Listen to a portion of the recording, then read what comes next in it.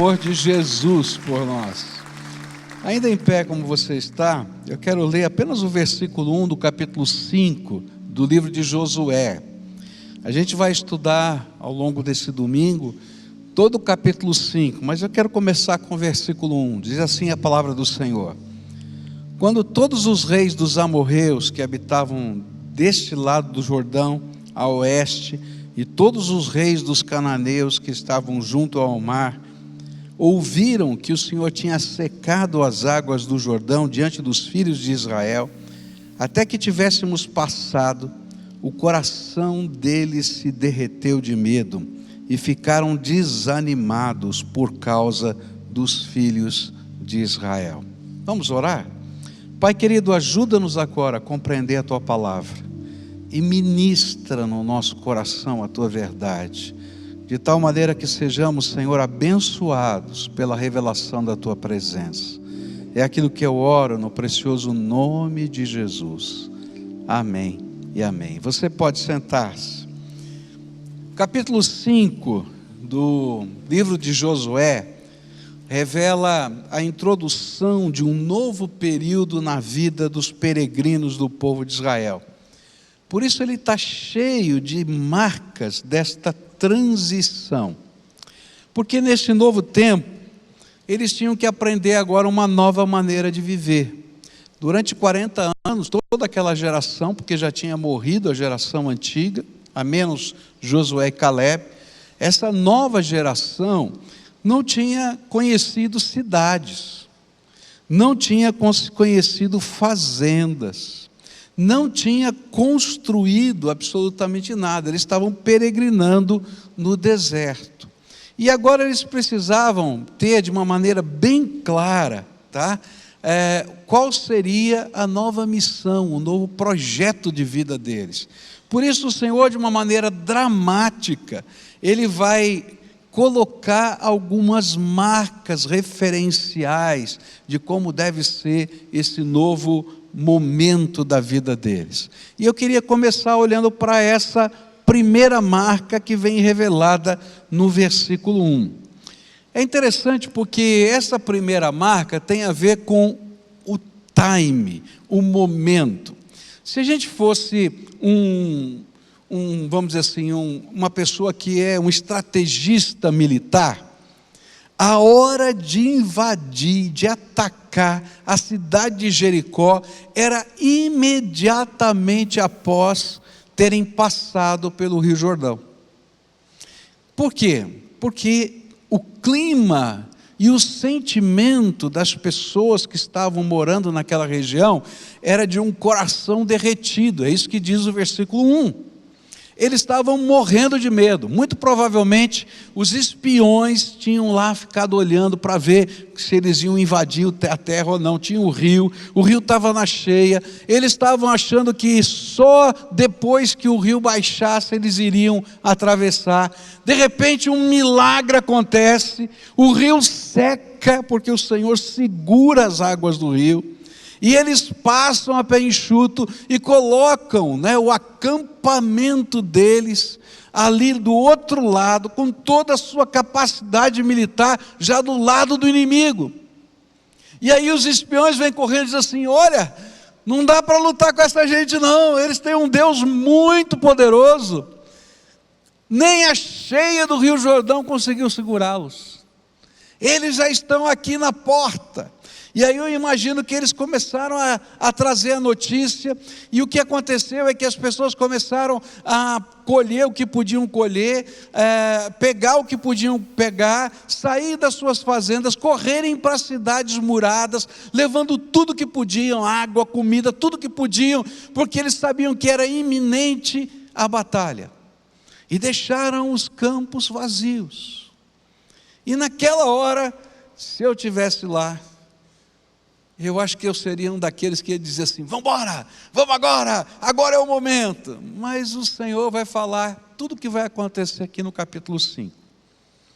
E a primeira coisa que Deus fala para eles é o seguinte: olha, fazem um acampamento aí, e vocês todos vão ser circuncidados. E o negócio era pesado. Eu fiquei pensando, eu falei, o negócio era feio. Aí Deus falou assim para Josué: Josué, faça facas de pedra. Eu falei: Senhor, com faca de aço já ia ser difícil, imagina com faca de pedra. Puxar o prepúcio do pênis, assim, né? Aquela pelinha que cobre a cabeça do pênis, e cortar com uma faca de pedra. Bom, depois disso Deus diz assim: olha, fiquem aí até vocês ficarem bons, porque os especialistas dizem que talvez, né, em média, levasse 5 dias para o cara conseguir andar depois. Todo o exército imobilizado. E alguém vai dizer assim: esse Josué é louco. Nós agora que atravessamos para o terreno inimigo, vamos ficar imobilizados. E se esse povo vê que a gente fez isso e vem nos atacar? Conseguem perceber o cenário? Mas aqui há uma coisa tremenda de Deus, que tem a ver com o que Deus estava ensinando, que sempre ensinou e que agora ia ser diferente. Havia um conceito que Deus estava ensinando durante toda a caminhada no deserto, que era: só haja quando Deus mandar. Esse era o princípio. Só haja quando Deus mandar. E havia um símbolo para isso. O símbolo era a nuvem. Lá em Êxodo capítulo 40, versículos 36 a 38, diz assim: quando a nuvem se levanta de sobre o tabernáculo, os filhos de Israel seguiam adiante em todas as suas jornadas. Se a nuvem, porém, não se levantava, não seguiam adiante até o dia em que ela se levantava. Então esse era um princípio muito claro daquele tempo, porque eles tinham um marco visual.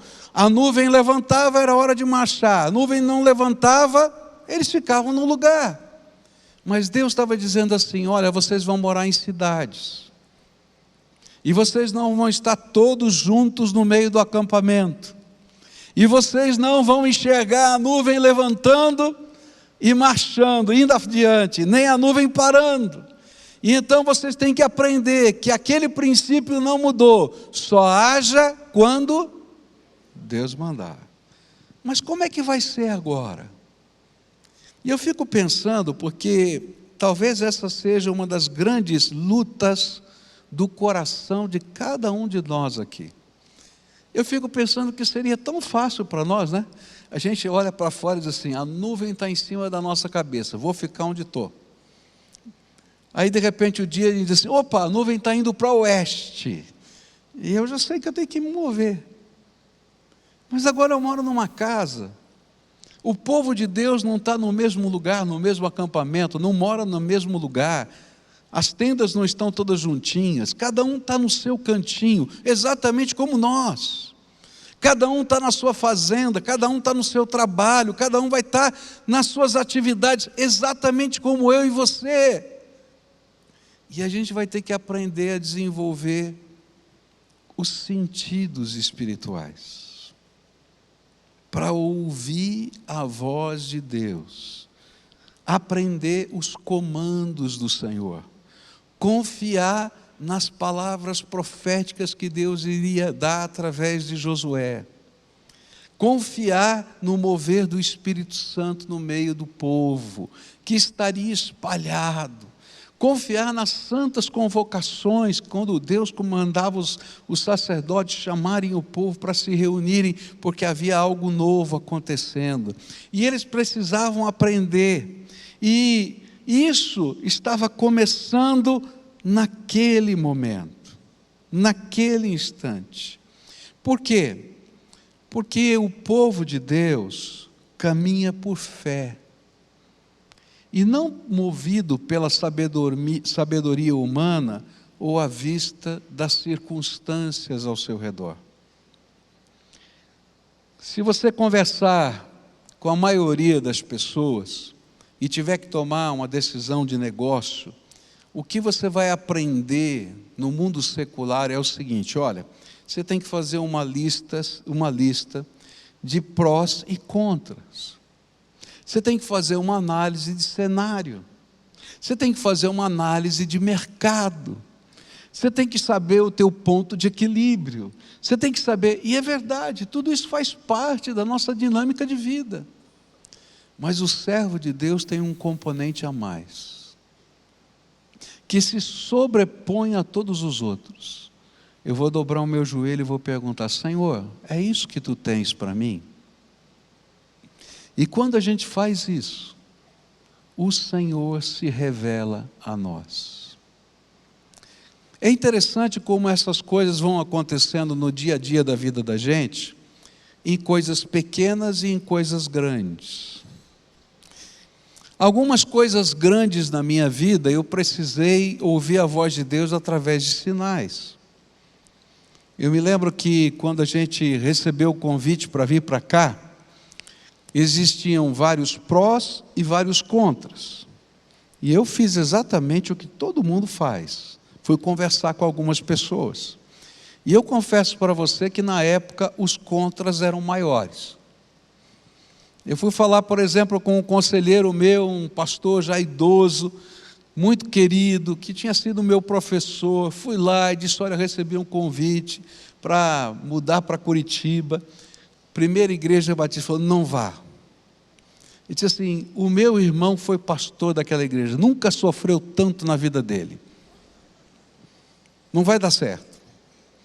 Eu fui falar com o meu pastor, que era o pastor da igreja, não é? De origem minha, e ele disse: não vá, aquele povo é frio demais, você não vai conseguir ter amigos. Aí eu fui fazer as contas, o salário era menor do que eu ganhava em São Paulo, e lá eu não pagava a escola das crianças, porque tinha o colégio batista, aqui eu tinha que pagar a escola.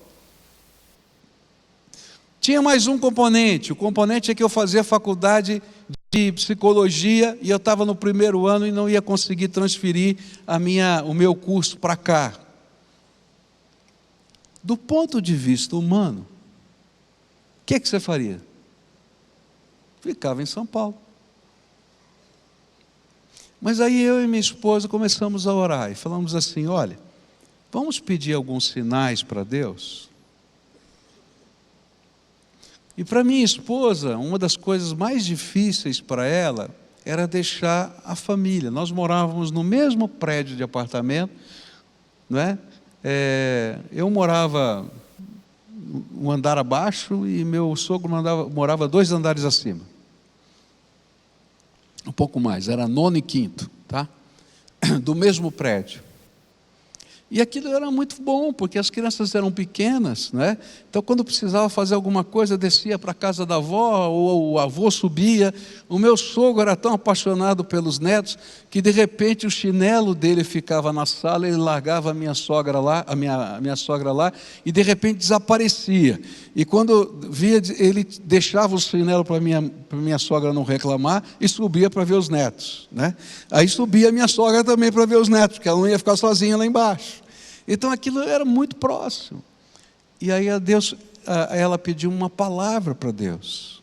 E olha só que palavra que Deus deu para ela: deixa a tua casa e a tua parentela e vai para a terra que eu estou te mandando. E a gente começou a orar e não falamos nada um para o outro. Nós vamos marcar uma data para conversar sobre isso, e o que Deus falar a gente vai repartir. E eu tinha pedido outros sinais, e Deus me deu os outros sinais. E quando nós sentamos para conversar, e ela mostrou os dela, e eu mostrei os meus, e eu disse assim: eu não tenho dúvida do que Deus está falando. Uma coisa que eu já aprendi na minha vida: a gente não faz nada por causa apenas da sabedoria humana, ainda que ela seja um recurso que Deus nos deu. Mas a gente coloca em primeiro lugar Deus e a sua vontade. E quando a gente busca a vontade dEle, Ele fala conosco através de muitas maneiras diferentes. E o que Deus queria ensinar para esse povo é que, ainda que a nuvem não estivesse se movendo visivelmente, Deus ainda estava lá e continuava a ensinar o seu povo. E que eles precisavam desenvolver uma nova maneira de perceber, discernir a voz de Deus. E o Senhor nos ensina que isso é colocar a fidelidade ao Senhor em primeiro lugar. Seja na cidade, no deserto, ou no mundo moderno, o Senhor quer guiar os passos dos seus filhos. E se você não sabe como ouvir a voz de Deus, lá no meu Instagram eu gravei lá alguns posts, você vai lá e olha, tá? Sobre como discernir a voz de Deus no dia a dia da sua vida, tá? Por quê? Porque Deus fala, e a gente tem que aprender a ouvir a voz de Deus. Deus fala sobre família, Deus fala sobre negócios, Deus fala sobre dinheiro, Deus fala. E a gente tem que aprender a ouvir a voz de Deus. E quando a gente aprende a ouvir a voz de Deus, pode ter certeza, o Senhor vai à nossa frente. Segunda coisa que Deus queria colocar, eu vou chamar de marca da aliança, e vai aparecer nos versículos de 2 a 9. Eu vou contar rapidamente a história, porque o meu tempo está terminando, e a gente vai celebrar a ceia do Senhor daqui a pouquinho. Lembra que eu falei que Deus falou para Josué, ó, para tudo agora e nós vamos promover a circuncisão. Ainda bem que a gente não precisa se circuncidar, fala a verdade, né? O negócio é sério, né? Especialmente nós homens aqui estamos, né, roubados nessa história. Bom, eu quero dizer para vocês o seguinte, ele explicou, olha, vocês vão fazer assim, pegar as facas de pedra, tal, etc. E ele disse, por quê? Porque durante os 40 anos no deserto, nenhuma criança foi circuncidada. E está escrito ali, se você ler, você vai ver lá em Josué capítulo 5, a partir do verso 2 até o verso 9. E a gente pergunta, mas se Deus tinha dado lá em Gênesis capítulo 17 uma promessa e uma ordem para Abraão, e se todos os israelitas até a saída do Egito praticavam a circuncisão, como praticam até hoje, por que nos 40 anos do deserto eles não praticaram? Sabe por quê? Porque o povo havia quebrado a aliança.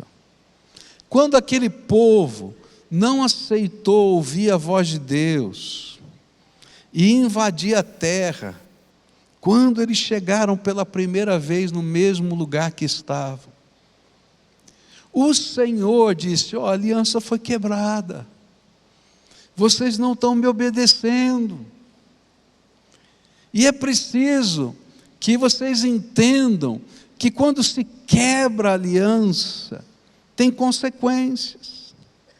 E aí, durante todo aquele tempo, houve um sinal de vergonha sobre o povo de Israel. Qual era o sinal da vergonha? Não serem circuncidados. E aí quando eles chegam na terra e aprendem a ouvir a voz de Deus, e agora estão cumprindo a voz do Senhor, o Senhor diz, agora pode circuncidar todo esse povo, porque eu vou retirar do meio de vocês o sinal da vergonha. E é muito interessante, porque quando a gente começa a estudar esse texto da palavra de Deus, a gente vai descobrir que esse sinal da vergonha de não serem circuncidados era um sinal do pecado, era um sinal de perder a bênção, era um sinal de que as promessas de Deus estavam retidas sobre eles. Mas quando a gente vai estudar a circuncisão no Novo Testamento, a gente vai perceber que Deus também colocou, depois de Jesus, um sinal da aliança que Ele fez conosco, da nova aliança que Ele fez conosco. Olha só o que a Bíblia diz em Colossenses, capítulo 2, versículos 11 e 12. Está escrito assim, nele também vocês foram circuncidados, não com uma circuncisão feita por mãos humanas, mas pela remoção do corpo da carne, que é a circuncisão de Cristo, tendo sido sepultados juntamente com Ele no batismo, no qual vocês também foram ressuscitados por meio da fé no poder de Deus, que o ressuscitou dentre os mortos. O que a Bíblia vai dizer para a gente é que existe nesse tempo um sinal da nossa aliança com Deus, e um sinal de que a vergonha do pecado foi retirada de nós. Qual é o sinal? É o batismo. E quando a gente crê no Senhor Jesus Cristo como o único e suficiente Salvador da nossa vida, professa publicamente a nossa fé através do testemunho, então o que Deus espera de nós? Que a gente seja batizado e que a gente tenha o sinal da nova aliança com Deus, feita em Cristo Jesus sobre a nossa vida. E se a gente não tem, o sinal da vergonha continua. Olha que coisa interessante, nunca faltou maná, nunca a nuvem deixou de se mover, nunca a coluna de fogo deixou de aquecê-los, nunca eles foram destruídos pelos seus inimigos no deserto, mas a plenitude da bênção estava incompleta. E Deus está dizendo: estou tirando o sinal da vergonha agora, para vocês chegarem na plenitude da bênção.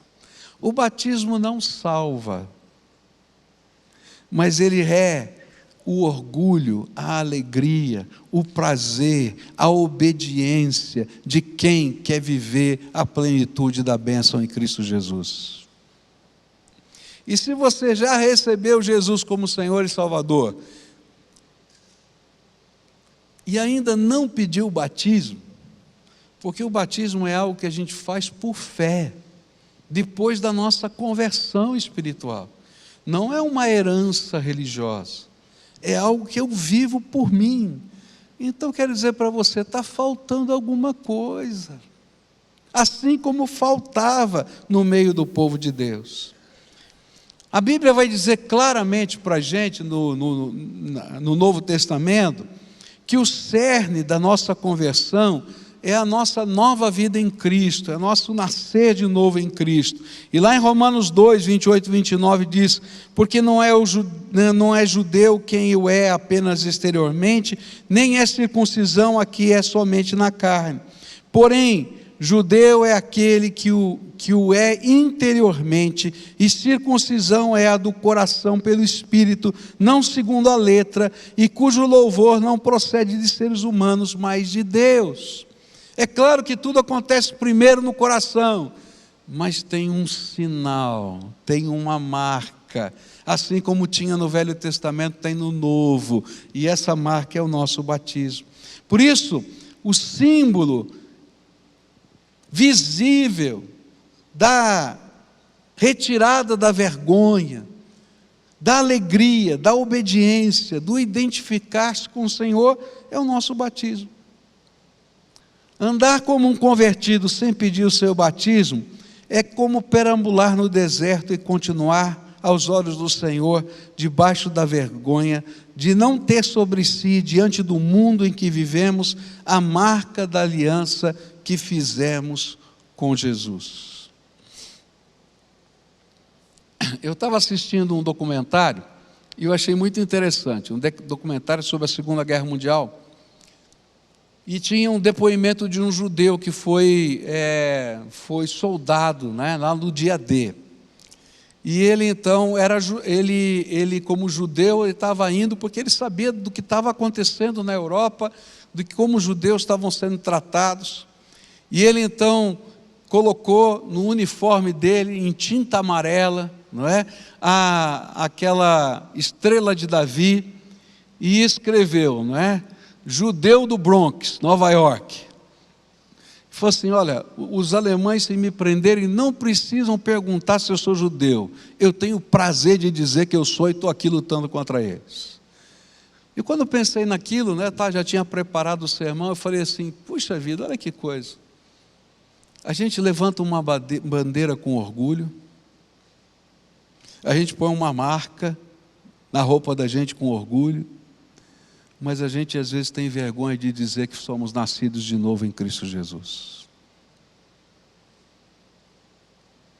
Então eu quero dizer para você, se você já nasceu de novo em Cristo Jesus, você tem uma marca da bênção que precisa estar sobre a tua vida, e essa marca é o batismo, quando a gente se identifica com Cristo, na morte e na ressurreição dele, sendo mergulhado como se estivesse morrendo e sendo sepultado e sendo levantado das águas como ressurreto em Cristo Jesus.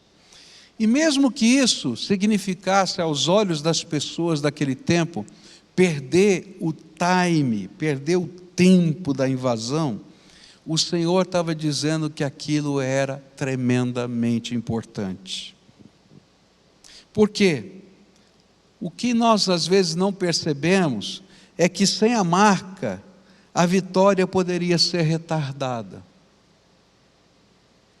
Porque eles não tinham entendido o valor de se identificar com o Senhor. E naquele novo mundo em que eles entrariam, eles teriam que entender o valor de se identificar com o Senhor. Porque se antes eles viviam todo o tempo em comunidade, marchando pelo deserto, e um do lado da tenda do outro podia ajudar a dizer: ó, é assim que a gente vive. Quando eles vivessem nas cidades, nas fazendas, eles precisavam entender mais profundamente o valor de serem do Senhor e de se identificarem com Ele e terem prazer de servir ao Senhor. Eu vou parar por aqui por uma questão de tempo, mas vai ter uma próxima cerimônia que vai acontecer logo depois, que é a celebração da Páscoa. E a celebração da Páscoa tem tudo a ver com aquilo que a gente vai fazer aqui. Porque há um segundo sinal, uma segunda marca que Deus deixa para aquele povo, que é a celebração da comunhão. E quando eles celebram a Páscoa, eles estão celebrando a comunhão. E o Novo Testamento vai dizer que Jesus é a nossa Páscoa. E nós celebramos a nossa comunhão com Deus e uns com os outros através da ceia do Senhor. Mas eu queria, antes de convidar os diáconos a virem à frente, a pedir para você tomar algumas decisões. Primeira decisão: não faça nada sem ouvir a voz de Deus. Mas eu vou perder o time, o tempo. Você vai perder o tempo se fizer fora da vontade de Deus. Segundo, se você já nasceu de novo, já aceitou Jesus como Senhor e Salvador, está na hora de se identificar com Jesus e com a sua igreja. E pedir o seu batismo. Pedir para se tornar membro da igreja. Por quê? Porque o Senhor é digno das marcas da aliança que Ele quer colocar sobre a nossa vida. E nós temos que ter orgulho das marcas que Ele colocou sobre nós.